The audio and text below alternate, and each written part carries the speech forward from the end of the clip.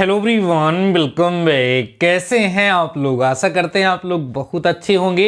Dear students, आज के इस लेक्चर के साथ हम आपके अप्लाइड मैथ सेकंड की जबरदस्त शुरुआत करने वाले हैं। डियर स्टूडेंट्स, आज के इस लेक्चर के साथ हम आपके सिलेबस की फर्स्ट यूनिट स्टार्ट करने चल रहे हैं, जिसका नाम है समाकलन गणित अर्थात इंटीग्रल कैलकुलस। डियर स्टूडेंट्स, आपके इस फर्स्ट यूनिट का फर्स्ट चैप्टर है समाकलन अर्थात इंटीग्रेशन। डियर स्टूडेंट्स, आज का हमारा ये लेक्चर आपके अप्लाइड मैथ सेकंड का फर्स्ट लेक्चर होने वाला है और इस चैप्टर का तो फर्स्ट लेक्चर है ही। सो डियर स्टूडेंट्स, आज का ये लेक्चर बहुत ही बेसिक और बहुत ही ज्यादा इंपॉर्टेंट होगा, इसलिए लेक्चर को कंप्लीट देखिएगा, कहीं पर भी थोड़ा सा भी स्किप मत करिएगा, आपको बेहतर तरीके से समझ में आएगा। Dear students, first of all हम ये समझते हैं कि समाकलन अर्थात इंटीग्रेशन क्या होता है। देखो डियर स्टूडेंट्स, मैंने इसके पहले भी लेक्चर्स में आप सभी लोगों को ये बोल दिया है कि भाई समाकलन अर्थात इंटीग्रेशन आपको बेहतर तरीके से तभी समझ में आएगा जब आप सभी लोगों को डिफरेंशिएशन आता हो। तो अगर अभी भी हमारे कुछ स्टूडेंट्स ऐसे छूट गए हैं जिन्हें डिफरेंशिएशन नहीं आता, जिन्हें अवकलन करना नहीं आता, तो पहले आप सभी लोग डिफरेंशिएशन को तैयार कर लीजिए, अभी समय है। क्योंकि आप सभी लोगों को पता है कि अप्लाइड मैथ सेकेंड में आधा सिलेबस तो इंटीग्रेशन का ही है। तो अगर आपका डिफरेंशिएशन कमजोर पड़ेगा तो इंटीग्रेशन हम आपको समझा नहीं पाएंगे। तो मैंने डिफरेंशिएशन को बहुत ही बेहतर तरीके से पढ़ाया है, इस लेक्चर के डिस्क्रिप्शन में उसका लिंक भी दे रहा हूं, पूरा देख करके डिफरेंशिएशन को तैयार कर लीजिएगा। अब हम चल रहे हैं आपको इंटीग्रेशन पढ़ाने।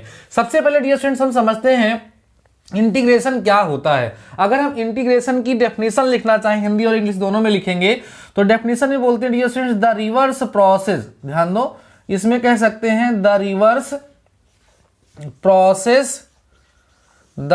Process of differentiation. ध्यान देना सभी लोग, the reverse process of differentiation is called integration, ध्यान से समझना, बहुत ही बेहतरीन तरीके से आप सभी लोगों को मैं समझाऊंगा और समझ में आएगा। हमने डेफिनेशन यहां पे लिखा the reverse process of differentiation, differentiation की रिवर्स प्रोसेस को ही हम लोग इंटीग्रेशन कहते हैं। देखो, इसीलिए तो मैंने आप सभी लोगों से कहा कि भैया आपको डिफरेंशिएशन आना चाहिए, तो इसीलिए इसकी हिंदी में डेफिनेशन लिखे। तो हम यहां लिख सकते हैं अवकलन की विपरीत प्रक्रिया, ध्यान दो, कहेंगे अवकलन की, ठीक है, डिफरेंशिएशन की विपरीत प्रक्रिया, ठीक है, विपरीत प्रक्रिया समाकलन कहलाती है। ध्यान से समझना, समाकलन कहलाती है। एकदम बेसिक से सारी चीजों को ध्यान से आप सभी लोग समझ चलेंगे, समझ में आएगा।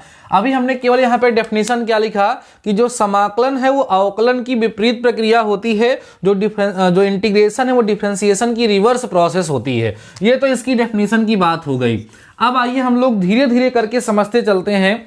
आपको याद होगा कि जब फर्स्ट टाइम आप सभी लोगों ने डिफरेंशिएशन पढ़ा था तो हमने आप सभी लोगों को बताया जैसे प्लस माइनस मल्टीप्लाई और डिवाइड होता है, वैसे डिफरेंशिएशन जो होता है वो भी हमारा एक टूल होता है। उसके लिए हम लोग ये ऑपरेटर लगाते हैं, ऐसे लिखते हैं ना, D by d x of F x. इसका मतलब होता है कि हम इस दिए गए फंक्शन का यक्स के रिस्पेक्ट में डिफरेंशिएशन कर रहे हैं, और डिफरेंशिएशन करने के पश्चात जो हमें रिजल्ट मिलता था उसे हम लोग डिफरेंशियल कोफिशिएंट या अवकल गुणांक कहते थे।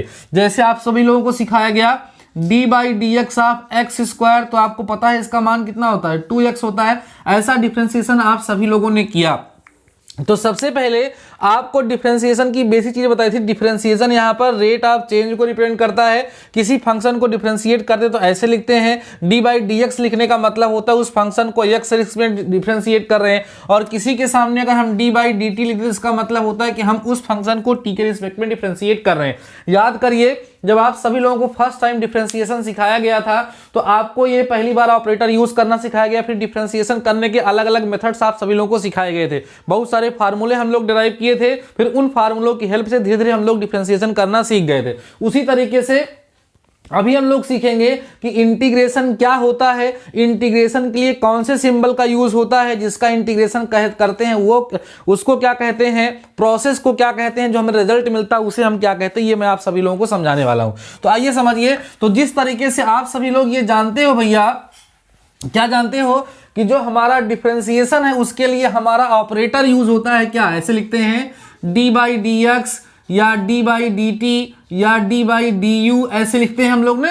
डी बाई डी एक्स का मतलब दिए गए फंक्शन को एक्स के रिस्पेक्ट में डिफरेंशिएट कर रहे हो, डी बाई डी टी का मतलब टी के रिस्पेक्ट में डिफरेंशिएट कर रहे हो, डी बाई डी यू को मतलब यू के रिस्पेक्ट में डिफरेंशिएट कर रहे हो। आपको पता है जो इंडिपेंडेंट वेरिएबल होता है उसी के रिस्पेक्ट में उसका डिफरेंशिएशन होता है। तो ये इसका नोटेशन होता है, जैसा कि हम लोग कहते हैं, जैसे आपसे कहा जाए कि भैया किसी फंक्शन एफ एक्स को डिफरेंशिएट करना है तो आप क्या लिखोगे, ऐसे लिखोगे D by d x of F x. उसी तरीके से सबसे पहले हम लोग ये समझने वाले हैं कि जिस तरीके से डिफरेंशिएशन के लिए इस सिंबल का यूज होता है वैसे हम लोग इंटीग्रेशन के लिए किस सिंबल का यूज करते हैं और उसका रीजन क्या होता है। ठीक है, देखो भैया, जैसे मान लो कि हमारे पास कोई फंक्शन है एफ एक्स और उसे हमें एक्स के रिस्पेक्ट में इंटीग्रेट करना है या x के रिस्पेक्ट में हमें उसका क्या करना है, इंटीग्रेशन करना। तो इसको हम लोग लिखेंगे कैसे, तो इसका जो नोटेशन होगा, ध्यान रखो, इसको जो नोट करने का, इसको जो लिखने का तरीका होगा ऐसे लिखा जाएगा। ये देखो, ये साइन बनेगा इंटीग्रेशन का साइन है और यहाँ वो फंक्शन लिखा जाएगा जिसको आपको इंटीग्रेट करना है और यहाँ लिखा जाएगा dx। अगर dx लिखे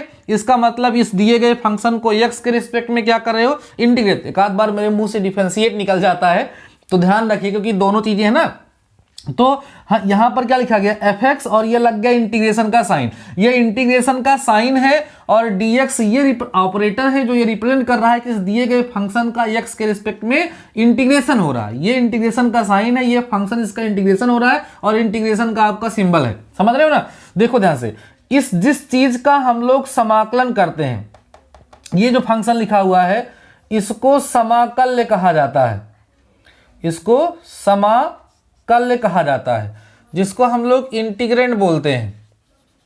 इंटीग्रेंड के नाम से इसको हम लोग जानते हैं भैया, जिसको हम लोग क्या करें, जिसका समाकलन कर रहे हैं। और इसके बाद सपोज करिए हम इसको सॉल्व करते हैं तो हमें वैल्यू मिल जाती है एफ डैश, या सपोज करिए इसको सॉल्व करने के बाद हमें वैल्यू मिल जाती है कैपिटल एफ एक्स प्लस सी।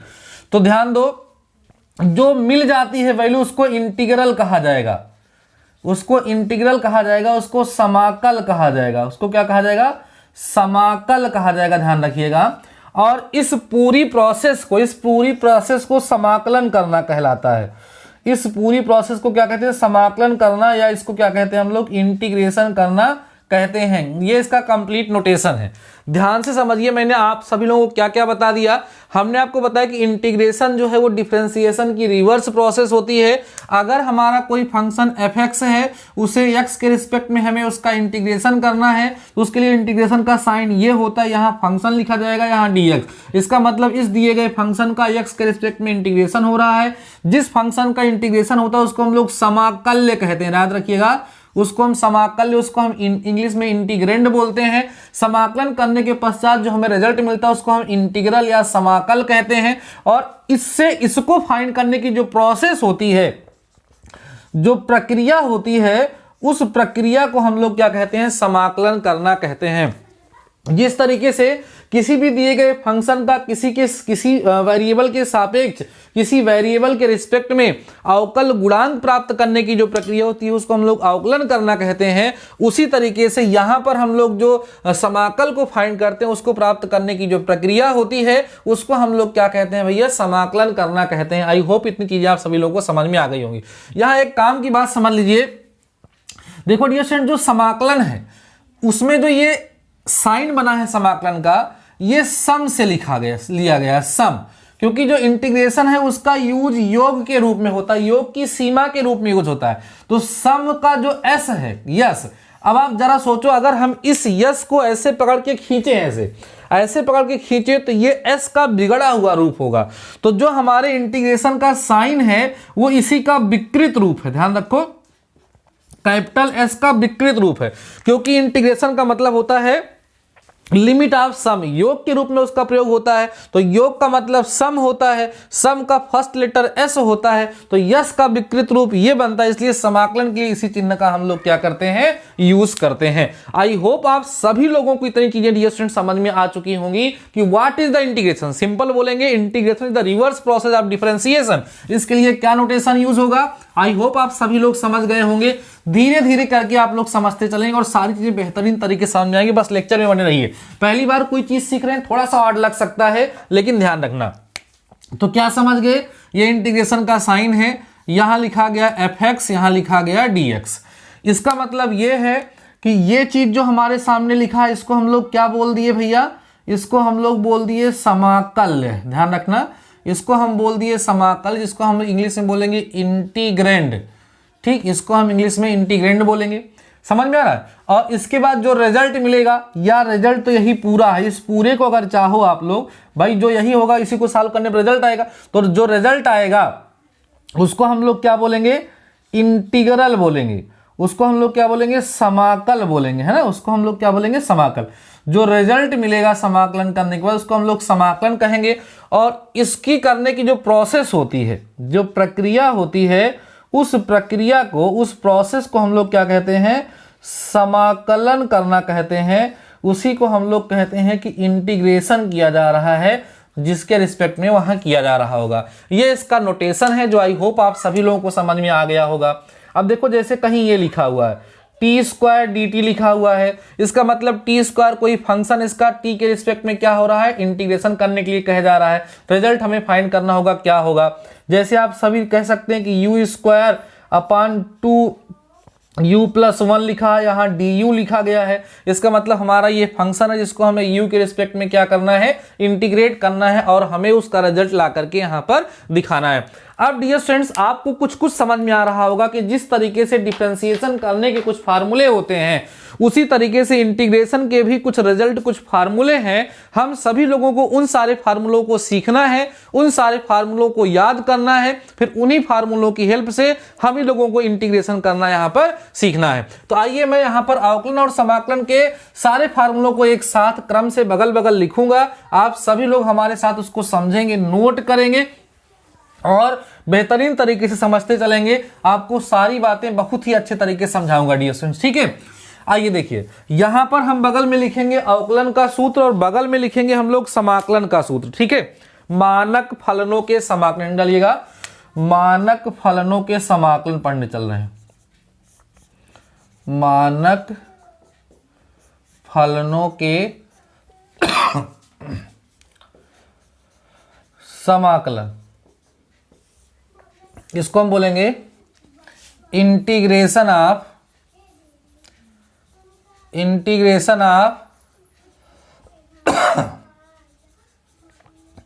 Standard functions. कुछ जो इंडिपेंडेंट फंक्शंस हैं उनका इंटीग्रेशन क्या होगा वो हम लोग सीखेंगे, वो फार्मूले हम लोग जानेंगे, फिर उन फार्मूलों की हेल्प से हम लोग क्वेश्चन को सॉल्व करना सीखेंगे, ठीक है। यहीं पर डिफरेंशिएशन का फार्मूला लिखूंगा, साथ ही साथ इंटीग्रेशन का भी लिखूंगा।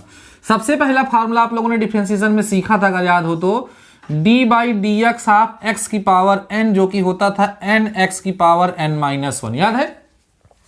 अब यही आप बगल में लिखेंगे x to the power n का इंटीग्रेशन हो जाएगा x की पावर n+1 अपान n+1 प्लस c हो जाएगा।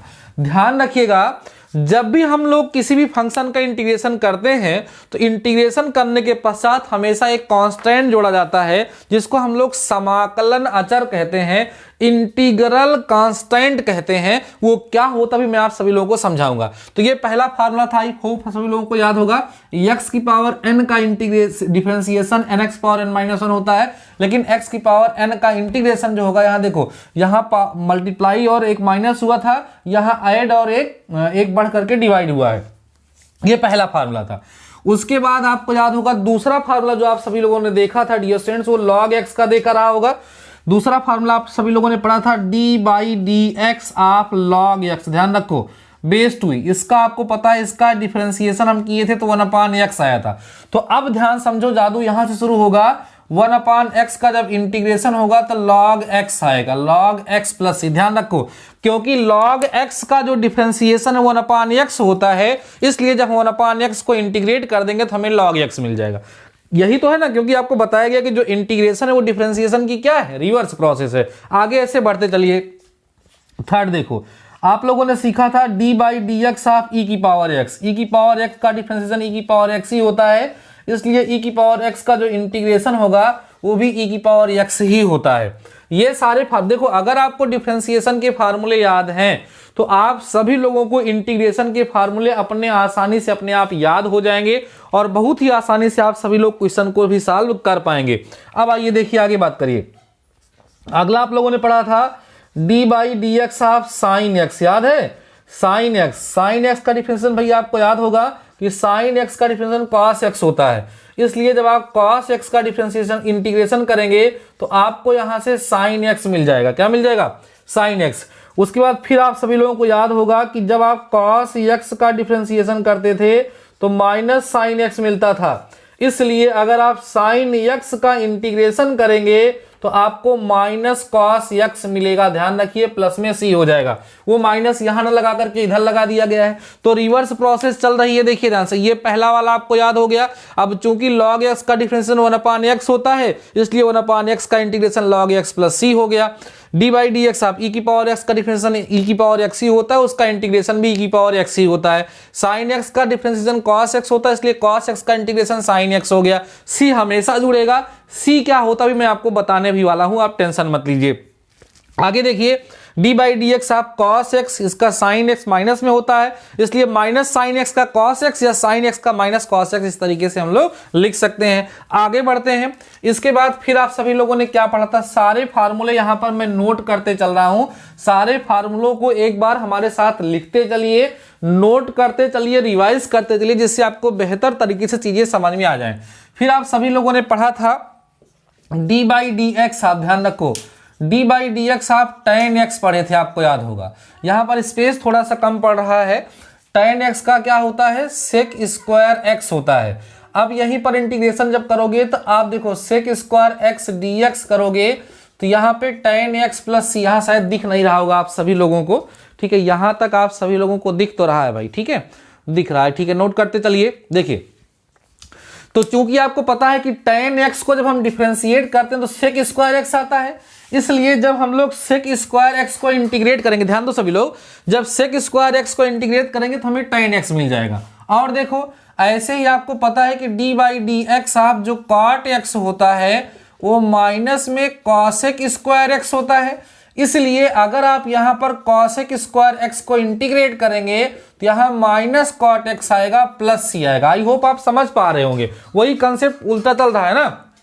इसी तरीके से आपको याद होगा कि आप सभी लोगों ने पढ़ा था डी बाई डी एक्स आप sec x, sec x का डिफरेंशिएशन हुआ करता था sec x into tan x, इसीलिए अगर आप sec x into tan x का इंटीग्रेशन करेंगे तो ये आप सभी लोगों का आएगा sec x प्लस में c आ जाएगा। सिमिलरली इसी तरीके से आपको पता है कि अगर हम लोग cosec x का डिफरेंशिएशन करते थे तो minus cosec x into cot x आता था, इसीलिए अगर आप यहां पर cosec x into cot x का इंटीग्रेशन करेंगे तो आपको यहां से minus cosec x plus c मिलेगा। ये देखिए ध्यान से, इतने बेसिक फार्मूले हमने आपके सामने जो लिखे हैं इनको आप सभी लोग फटाफट से नोट करिए। फिर मैं और चीजें आप सभी लोगों को याद दिलाता हूं कि इसके अतिरिक्त और क्या क्या चीजें आप सभी लोगों ने पढ़ा है, क्योंकि उन सभी की सभी चीजों का हम लोग यहां पर यूज करने वाले हैं जिन चीजों का आप सभी लोगों ने पहले यूज किया है डिफरेंशिएशन में। ये फार्मूले आई होप आप सभी लोगों को याद होंगे और इनको याद करना बहुत आसान भी है।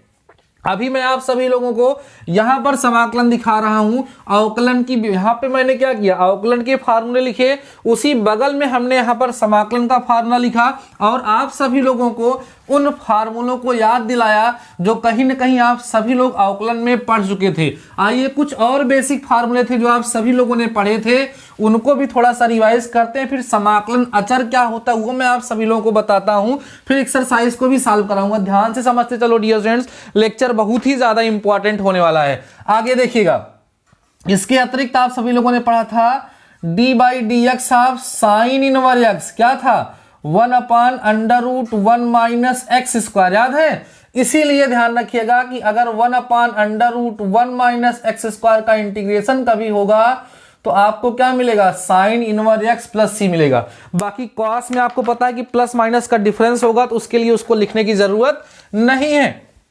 माइनस लगा होगा तो अलग चीज हो जाएगी ना, उससे कोई दिक्कत नहीं है, एक ही ध्यान रखना है।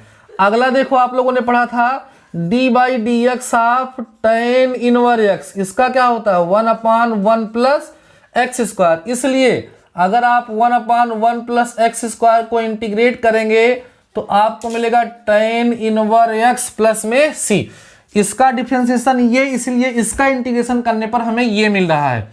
और देखो क्या पढ़े थे आप लोग, यही तो पढ़े थे, साइन कॉस tan, कॉट का भी पढ़े थे, अच्छा सेक का भी पढ़े थे ना, तो कॉट और tan तो एक ही जैसे होंगे, तो क्या होगा sec inverse x equal to 1/x under root x square minus 1 था, तो यहाँ पर 1/x under root x square minus 1 को अगर हम इंटीग्रेट करते हैं तो हमें मिलेगा सेक इनवर एक्स प्लस में सी।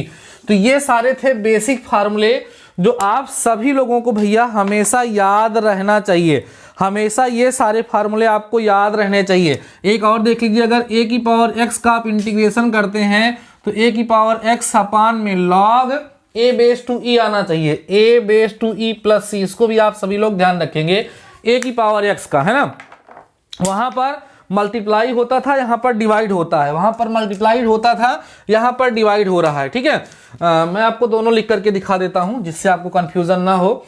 आई होप आपको याद होगा कि जब हम लोग d बाई डी एक्स आप a की पावर x करते थे तो a की power x log a base to e आता था।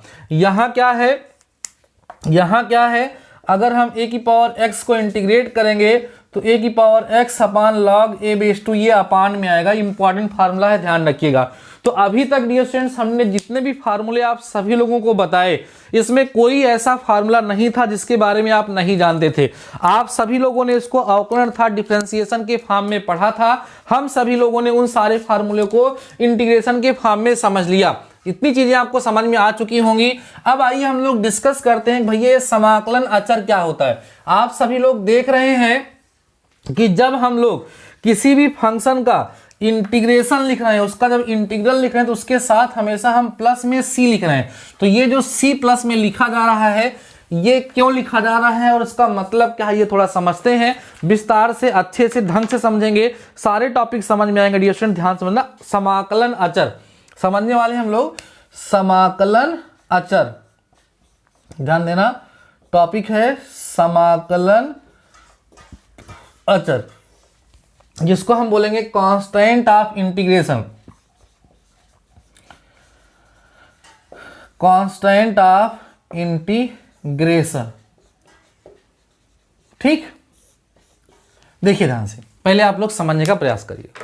जैसे कुछ समझिए, जैसे अभी हमने आपको पढ़ाया कि x की पावर n का जब इंटीग्रेशन होगा तो क्या होगा, x की पावर n प्लस 1 अपान n प्लस 1 प्लस सी होगा, ये हमने आपको बताया। इस फार्मूले का यूज करके अगर हमें x की पावर 5 को इंटीग्रेट करना हो तो क्या आएगा, x की पावर 5 प्लस 1 अपान 5 प्लस 1 प्लस 6 होगा। इसका मतलब x की पावर 6 बाई 6 प्लस ये आपका क्या हो जाएगा आंसर। तो इस फार्मूले से इंटीग्रेशन ऐसे करते हैं, ये चीज तो आप सभी लोगों को समझ में आ चुकी होगी, इसमें कोई दिक्कत होगी नहीं। अब आइए थोड़ा मैं आपको समझाता हूं कुछ लॉजिक। देखो सिंपल सा, देखो जैसे मान लो हम कहीं लिखें D by d x of x square, x square को डिफ्रेंशिएट करें तो कितना आएगा, 2x आएगा। अब रूल क्योंकि ये कहता है कि इंटीग्रेशन डिफरेंशिएशन की रिवर्स प्रोसेस है, तो इसका मतलब जब मैं इस 2x को इंटीग्रेट करूं तो मुझे क्या मिलना चाहिए, एक्स स्क्वायर मिलना चाहिए। तो देखो आएगा भी 2 बाहर आ जाएगा, यहाँ x dx बचेगा, तो x का मतलब x की पावर 1 हो गया, तो 2 इंटू एक्स की पावर 1 प्लस 1 अपान 1 प्लस 1, ये वाला कहां, ये दोनों कट करके एक्स स्क्वायर आ जाएंगे। ध्यान दीजिए सभी लोग, इसका मतलब यह है कि यहां पर जो हम लोगों ने सीखा था, देखो हमने यहां क्या रिजल्ट निकाला, ध्यान समझिए। D by d x of x square कितना आया, 2x। तो हमने ये भी देखा कि 2x को जब हमने इंटीग्रेट किया तो हमें एक्स स्क्वायर मिल गया।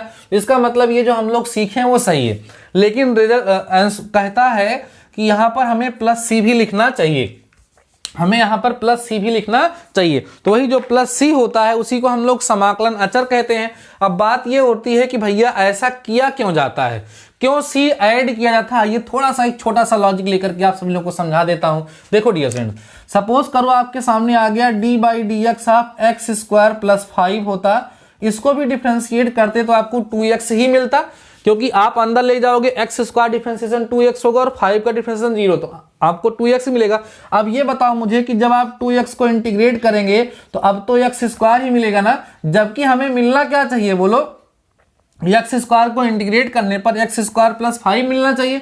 तो होता क्या है कि जब हम किसी भी फंक्शन का डिफरेंशिएशन करते हैं तो वहां पर जब भी कोई कांस्टेंट होता है वो 0 हो जाता है। तो जब वो बचा ही नहीं था, नहीं समझे ध्यान समझो सब लोग, जब हम किसी भी फंक्शन का डिफरेंशिएशन करते हैं तो वहां पर जो कांस्टेंट अकेला बचता है उसका डिफरेंशिएशन 0 हो जाता है, तो हमारा रिजल्ट आता है। अब मान लो कि हमने इसको इंटीग्रेट किया, हमें ये मिला, तो वो कांस्टेंट 0 हो चुका था। अगर यहाँ कांस्टेंट कोई रहा होगा तो वो 0 हो चुका होगा। कुछ क्या पता भाई था कि नहीं था, इसीलिए इंटीग्रेशन करने के बाद वहां पर हमेशा एक कांस्टेंट जोड़ दिया जाता है। जैसे अब यहां पर जब आप इसको जोड़ दिए तो ये हमेशा के लिए सही हो गया। कहने का मतलब आप समझ पा रहे हैं हमारी बात को, बोलो।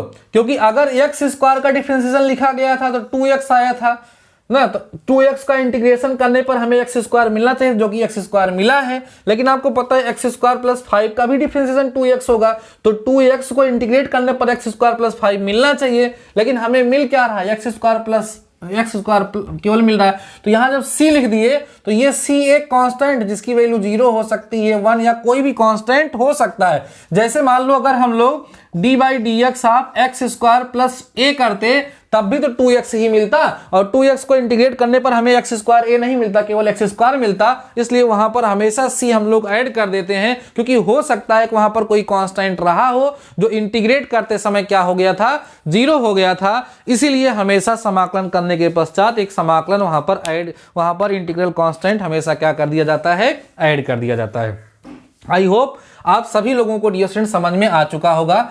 अभी हमने आप सभी लोगों को समझा दिया कि इंटीग्रेशन क्या होता है। ध्यान दें हमारी बात को, हमने आप सभी लोगों को बता दिया कि भैया हो इंटीग्रेशन क्या होता है। इंटीग्रेशन डिफरेंशिएशन की रिवर्स प्रोसेस होती है, और जो बेसिक चीजें थी वो मैंने आप सभी लोगों को बताया, और जो बेसिक फार्मूले थे वो मैं आप सभी लोगों को बता चुका हूं। अब आइए छोटा सा टॉपिक है समाकलन पर प्रमेय।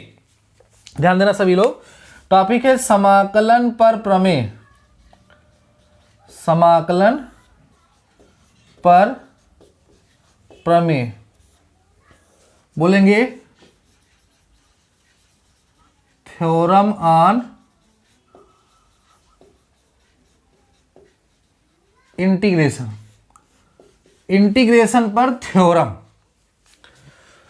देखो जैसे आप सभी लोगों को याद होगा कि जब 2 और मोर देन 2 फंक्शंस एक दूसरे से कंबाइन होते हैं और उनको डिफरेंशिएशन करना तो हम अलग अलग कर लेते थे, वैसे ही डिफरेंशिएशन में प्रोडक्ट रूल होता था, डिवाइड रूल होता था। वही सब चीजें हमें इंटीग्रेशन में भी सीखनी है। तो पहले हम लोगों को यहाँ पर जो पहला रूल समझना है वो ये है कि सपोज करिए हमारे पास कोई कांस्टेंट है, तब कोई फंक्शन से हमें इंटीग्रेट करना है, तो ये कांस्टेंट हमारा बाहर हो जाएगा और इस फंक्शन का इंटीग्रेशन कर लिया जाएगा। अगली चीज ये है कि सपोज करिए आपके पास 2 और मोर देन 2 फंक्शन है, इस तरीके से प्लस या माइनस के तहत जुड़े हुए हैं, उनको हमें इंटीग्रेट करना है। तो उनको हम लोग क्या करेंगे, अलग अलग इंटीग्रेट यहाँ पर क्या कर सकते हैं, कर सकते हैं। अलग अलग उनको हम लोग क्या कर लेंगे, इंटीग्रेट कर लेंगे। वो प्लस में हो या क्या हो, माइनस में हो, कांस्टेंट होगा तो उसे हम लोग बाहर करके उसको इंटीग्रेट कर लेंगे। ये कुछ छोटी छोटी थ्योरम्स है, छोटे छोटे कंसेप्ट है। यहाँ पर एक चीज विशेष आपको ध्यान रखना है, नोट पॉइंट नोट। जैसे आप सपोज करिए इंटीग्रेशन कर रहे हैं कांस्टेंट का किसी का, तो ये कांस्टेंट बाहर हो जाएगा, बचेगा 1, तो 1 का इंटीग्रेशन x होगा, x प्लस c आएगा। क्योंकि आपको पता है ना कि d बाई डी एक्स आप x इक्वल टू 1 होता है, तो 1 का इंटीग्रेशन करने पर क्या आएगा, x आएगा। तो वहां पर एक चीज ध्यान रखिएगा कि जब हम लोग किसी भी कांस्टेंट का डिफरेंशिएशन करते तो वो 0 हो जाता था, लेकिन इंटीग्रेशन में किसी भी कांस्टेंट का इंटीग्रेशन करने पर वो 0 नहीं होता है, वो बाहर आकर के 1 बचेगा, 1 का इंटीग्रेशन x हो जाएगा। तो ये था बेसिक कंसेप्ट। आपको बताए ना फर्स्ट चैप्टर जो है, आपके फर्स्ट चैप्टर के जितने भी कंसेप्ट हैं वो सारे कंसेप्ट मैं आप सभी लोगों को सिखा चुका हूं। अब मैं आपको इन सारे कंसेप्ट के बिहाफ पर कुछ छोटे छोटे क्वेश्चन सॉल्व कराने चल रहा हूं। फिर इस चैप्टर के बिहाफ पर एक लेक्चर और होगा, तब जाकर के आपका ये चैप्टर कंप्लीट हो जाएगा। आइए बहुत ही बेहतरीन क्वेश्चन शुरुआत करते हैं आप सभी लोगों के साथ। देखिए ध्यान से, फर्स्ट क्वेश्चन है हमारा, इसको हमें इंटीग्रेट करना। देखो कैसे, 2x स्क्वायर लिखा हुआ है प्लस 5x लिखा है प्लस 3 लिखा हुआ है। ये हमारा क्वेश्चन है, इसका हमें इंटीग्रेशन करना है। इंटीग्रेशन का मतलब आपको काफी हद तक समझ में आया होगा, फार्मूला वगैरह आपको समझ में आ गया होगा। कई सारे फंक्शन प्लस में अलग अलग हो जाएगा। 2x स्क्वायर का इंटीग्रेशन अलग होगा, 5x का इंटीग्रेशन अलग होगा, 3 का इंटीग्रेशन, यही तो रूल होता है। अब यहाँ पर आप देखो ये 2 क्या है, कांस्टेंट, 2 को बाहर करो, यहाँ हो जाएगा x स्क्वायर dx, यहाँ 5 बाहर करो x dx, यहाँ 3 बाहर करो, हो जाएगा 1 dx। समझ में आ रहा है सबको। अब 2 इसका इंटीग्रेशन लगाओ तो क्या आएगा, x की पावर 3/3 प्लस x का क्या होगा, x स्क्वायर बाई 2, तो 5x स्क्वायर बाई 2 हो गया। 3 यहाँ रहेगा, 1 का x तो आ जाएगा 3x। फाइनली सॉल्व करोगे तो यहाँ c, जब भी इंटीग्रेशन समाप्त होगा वहां पर c जरूर आएगा। तो 2x³ by 3 plus 5x square by 2 plus 3x plus C, यही भैया आप सभी लोगों का क्या हो जाएगा, आंसर हो जाएगा। ये हमारा इंटीग्रेशन का पहला क्वेश्चन आज का। लेकिन आप सभी लोगों को ये क्वेश्चन बहुत ही इजी लगा होगा, क्योंकि हम सभी लोगों ने यहाँ पर कंसेप्ट को सीख लिया है, यहाँ पर हम सभी लोगों ने लॉजिक को सीख लिया है। फटाफट से नोट करिए, देन मैं आपको सॉल्व कराता हूँ और भी क्वेश्चन, बेहतरीन क्वेश्चन। उसके बाद तब धीरे धीरे आप सभी लोगों की प्रैक्टिस हो जाएगी और आप बेहतरीन कर पाएंगे। अगला देखिए, integration of root x plus 1/√x का होल स्क्वायर dx, इसका मान निकालना है। अब डायरेक्ट इसे हम इंटीग्रेट तो नहीं कर सकते, लेकिन यहाँ a प्लस बी के होल स्क्वायर से इसको हम एक्सपेंड जरूर कर सकते हैं। तो क्या हो जाएगा, रूट, देखो ध्यान से, रूट x का स्क्वायर होगा प्लस 1/√x का स्क्वायर होगा प्लस 2 इंटू रूट एक्स होगा, इंटू में 1/√x होगा, और पूरे का इंटीग्रेशन का साइन लगा रहेगा। हमने क्या किया, इसको एक्सपेंड कर दिया। तो यहाँ क्या मिलेगा, देखो x मिलेगा और प्लस यहाँ क्या मिलेगा 1/x, ये कैंसिल होकर के यहाँ केवल 2 बचेगा। देखो ध्यान से, यही बचेगा। सेपरेट करके इसको आप इंटीग्रेट कर दो, x का इंटीग्रेशन अलग हो जाएगा, 1/x का अलग हो जाएगा और 2 का क्या होगा, अलग हो जाएगा। अब देखो x का इंटीग्रेशन क्या होगा, x²/2 होगा, 1/x का इंटीग्रेशन log x होगा और 2 का कितना होगा, 2x, प्लस में क्या जोड़ देंगे, c जोड़ देंगे। और भैया आप सभी लोगों का यही क्या हो जाएगा, आंसर हो जाएगा। आप देखिए कितना आसान क्वेश्चन है, कितना सिंपल लॉजिक है। अगर आपने कंसेप्ट को समझा है तो आपको बहुत ही बेहतरीन तरीके से सारी चीजें समझ में आ रही होंगी, अब बहुत ही आसान लग रहा होगा। इरेज करते हैं फटाफट से इसको और चलते हैं अपने नेक्स्ट क्वेश्चन की तरफ। कुछ क्वेश्चंस की प्रैक्टिस आज करेंगे, उसके बाद कुछ क्वेश्चंस की प्रैक्टिस हम नेक्स्ट लेक्चर में करेंगे, ठीक है। अभी आप सभी लोग कुछ नया सीख रहे हैं, इसको बेहतर तरीके से समझें और सॉल्व करने का हमारे साथ प्रयास करें। देखिए अगला क्वेश्चन है, integration of x plus 3 into में x-4, इसको हमें इंटीग्रेट करना है। अब सोचो इसको हम लोग कैसे इंटीग्रेट कर सकते हैं। यहां पर दो फंक्शंस प्रोडक्ट में लिखे हुए हैं, पहले हमें क्या करना होगा, इन फंक्शंस को सिंप्लीफाई करना होगा मल्टीप्लाई करके, तब हम लोग इन्हें क्या करेंगे, इंटीग्रेट करेंगे। आइए ध्यान दीजिए, इसको मल्टीप्लाई करिए इसके साथ, x² minus 4x plus 3x minus 12 होगा, इस तरीके से। अब देखो ध्यान से, यहां होगा x² माइनस x माइनस 12 हो जाएगा, इस तरीके से। अलग अलग इसको आप इंटीग्रेट कर सकते हैं, x² का इंटीग्रेशन अलग होगा, x का इंटीग्रेशन अलग होगा और 12 का इंटीग्रेशन मतलब 1 का यहाँ अलग हो जाएगा। x² का इंटीग्रेशन x⁴/3 होगा, इसका x²/2 होगा, इसका 12x होगा प्लस c हो जाएगा, जो आप सभी लोगों को बेहतर तरीके से आई होप समझ में आ रहा होगा। क्या लॉजिक है, क्या कंसेप्ट है, पूरी तरीके से आप लोग समझ पा रहे होंगे कि इंटीग्रेशन में किस तरह के लॉजिक का, किस तरह के कंसेप्ट का हम लोग यूज करते हैं और किस तरह के कंसेप्ट का यूज करते हुए हम लोग क्वेश्चंस को सॉल्व करते हैं, ठीक ना। आइए इसको फटाफट से आप सभी लोग नोट करते चलिए हमारे साथ और लॉजिक को, टॉपिक को डियर स्टूडेंट समझते चलिए। अभी और भी क्वेश्चन हम लोग थोड़ा सा कवर करेंगे, कुछ और क्वेश्चन देख लीजिए आप सभी लोग, ठीक ना। देखो ध्यान से कैसे हम लोग इसको सॉल्व करेंगे, बहुत ही थोड़ा सा ठीक ठाक क्वेश्चन और हम लोग यहाँ पर कवर कर लेते हैं। जैसे एक है integration of x³ plus 3x² minus x plus 7 अपान में x², इसे हमें क्या करना है, इंटीग्रेट करना है। तो कैसे करेंगे इसको, पहले हमें सिंपलेस्ट फॉर्म में कन्वर्ट करना होगा, तब जाकर के हम इसे इंटीग्रेट करेंगे। देखो इस x² को सबके साथ अलग अलग कर लो, x³ अलग करके इसका इंटीग्रेशन अलग कर दो, यहाँ 3 बाहर हो जाएगा, x² का इंटीग्रेशन अलग कर दो और यहाँ पर x/x² करके इंटीग्रेशन अलग कर दो, यहाँ पर 7 बाहर करके 1/x² का इंटीग्रेशन अलग कर दो। सिंपल हो गया ना। हमने क्या किया, इस x² को सबके साथ अलग अलग कर दिया, सबके साथ सेपरेट कर दिया। इसको सबके साथ सेपरेट करने से क्या होगा, इसका इंटीग्रेशन करना हमारे लिए बेहद आसान हो जाएगा। यहाँ कैंसिल होगा, क्या बचेगा, x बचेगा dx प्लस यहाँ केवल 3 करके यहाँ 1 बचेगा और यहाँ 1/x बचेगा, है ना, और प्लस यहाँ आप देखोगे तो इसको आप लोग x⁻² dx लिख सकते हैं।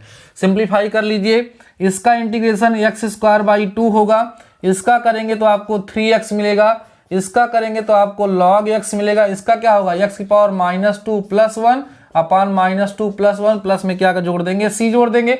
सॉल्व करिएगा एक्स स्क्वायर बाई 2 आएगा प्लस 3x आएगा माइनस में log x आएगा प्लस देखो यहां पर माइनस हो जाएगा -1 होगा ना यहां पर, तो माइनस हो जाएगा -7 x की पावर माइनस मतलब 7/x करके ऐसे लिख दीजिए। ये आप सभी लोगों का भैया यहां से क्या हो जाएगा, आंसर हो जाएगा। इस क्वेश्चन को भी आप सभी लोग फटाफट से नोट कर लीजिए, बहुत ही बेहतरीन क्वेश्चन है, बहुत ही इंपॉर्टेंट क्वेश्चन है। इस तरह के क्वेश्चन हमारे एग्जाम में पूछे जाते हैं, इसको नोट करें फटाफट से। एक क्वेश्चन मैं आप सभी लोगों को और सॉल्व कराऊंगा, उसके बाद फिर आज के इस लेक्चर को यहीं समाप्त करूंगा। अभी इस चैप्टर के बिहाफ पर एक लेक्चर आप सभी लोगों का और होगा, तब जाकर के ये चैप्टर आपका समाप्त हो जाएगा। आइए क्वेश्चन देखिए, √1 - sin 2x, इससे हमें इंटीग्रेट करना है। देखो भैया जब तक ये रूट के बाहर नहीं आएगा, ध्यान दें क्वेश्चन को, जब तक ये रूट के बाहर नहीं आएगा तब तक ये इंटीग्रेट नहीं हो पाएगा। तो देखो हम लोग क्या दिमाग इसमें लगाएंगे, देखना ध्यान से। इसको भाई हम लोग चाहें तो अंडर रूट, इसको ध्यान 1 की जगह पे cos square x plus sine square x लिख सकते हैं और यहाँ पे 2 sin x into cos x लिख सकते हैं। देखो ध्यान से सभी लोग लिख सकते हैं ऐसा। तो इससे फायदा क्या होगा, देखो जरा सभी लोग, इससे क्या होगा कि ये जो है cos x minus sine x का होल स्क्वायर का यहाँ पर क्या बन जाएगा, फार्मूला बन जाएगा। अब ऐसा बनने से क्या होगा, ये रूट के बाहर आ जाएगा, रूट के बाहर आएगा तो आपको मिलेगा cos x माइनस में साइन x dx। अब हम लोग क्या कर सकते हैं, इसको अलग अलग इंटीग्रेट कर सकते हैं। cos x का इंटीग्रेशन अलग कर लेंगे और sin x का इंटीग्रेशन अलग कर लेंगे। cos x का इंटीग्रेशन आपको पता है कि sin x हो जाएगा और sin x का माइनस cos x, तो यहाँ पे प्लस cos x हो जाएगा और प्लस में क्या हो जाएगा, c हो जाएगा। ये आप सभी लोगों का डियर स्टूडेंट्स यहाँ पर क्या हो जाएगा, आंसर हो जाएगा। क्या लॉजिक था, क्या कंसेप्ट था, आई होप आपको समझ में आया होगा, है ना। किस तरह के क्वेश्चंस यहाँ पर हम लोग सॉल्व करने का प्रयास कर रहे हैं वो आप सभी लोगों को समझ में आ रहा है। क्वेश्चन और देखिए इसी में तुरंत, जैसे एक क्वेश्चन यहाँ दे रहा है, इंटीग्रेशन ऑफ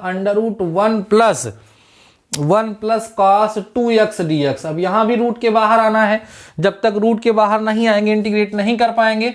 तो क्या होगा, देखो 1 प्लस इसको हम लोग लिख सकते हैं 2 cos स्क्वायर x माइनस 1, है ना।